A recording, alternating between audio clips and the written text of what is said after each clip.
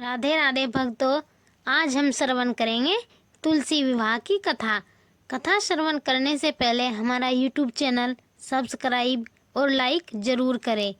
तो चलिए कथा श्रवण करते हैं। धार्मिक मान्यताओं के अनुसार भगवान शालिग्राम और माता तुलसी का विवाह करने से वैवाहिक जीवन सुखमय हो जाता है।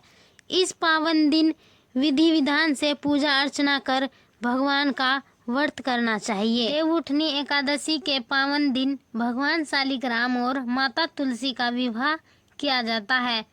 इस साल देवउठनी एकादशी 12 नवंबर को है। तो चलिए कथा श्रवण करते हैं। जलंधर नाम का एक पराक्रमी असुर था, जिसका विवाह वृंदा नाम की कन्या से हुआ। वृंदा भगवान विष्णु की परम भक्त थी और पतिव्रता थी। इसी कारण जलंधर अजय हो गया। अपने अजय होने पर जलंधर को अभिमान हो गया और वह स्वर्ग की कन्याओं को परेशान करने लगा। दुखी होकर सभी देवता भगवान विष्णु की शरण में गए और जलंधर के आतंक को समाप्त करने की प्रार्थना करने लगे।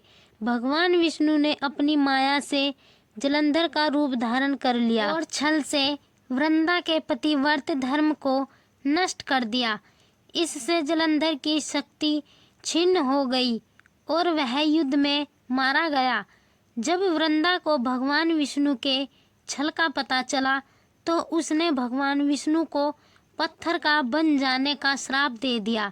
देवताओं की प्रार्थना पर वृंदा ने अपना श्राप वापस ले लिया, लेकिन भगवान विष्णु वृंदा के साथ हुए छल के कारण लज्जित थे। अतः वृंदा के श्राप को जीवित रखने के लिए उन्होंने अपना एक रूप पत्थर रूप में प्रकट किया, जो शालिग्राम कहलाया।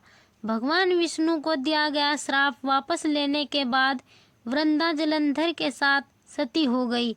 वृंदा के राख से तुलसी का पौधा निकला। वृंदा की मर्यादा और पवित्रता को बनाए रखने के लिए देवताओं ने भगवान विष्णु के शालिग्राम रूप का विवाह तुलसी से कराया।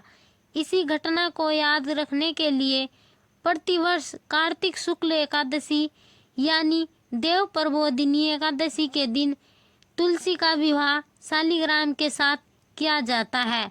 शालिग्राम पत्थर गंडकी नदी से प्राप्त होता है। भगवान विष्णु ने वृंदा से कहा कि तुम अगले जन्म में तुलसी के रूप में प्रकट होगी और लक्ष्मी से भी अधिक मेरी प्रिय रहोगी। तुम्हारा स्थान मेरे शीश पर होगा। मैं तुम्हारे बिना भोजन ग्रहण नहीं करूँगा। यही कारण है कि भगवान विष्णु के प्रसाद में तुलसी अवश्य रखा जाता है। बिना तुलसी के अर्पित किया गया प्रसाद भगवान विष्णु स्वीकार नहीं करते हैं। भक्तों, यह थी तुलसी विवाह कथा। धार्मिक कथाएं श्रवण करने के लिए हमारा YouTube चैनल सब्सक्राइब और लाइक जरूर करें। राधे राधे।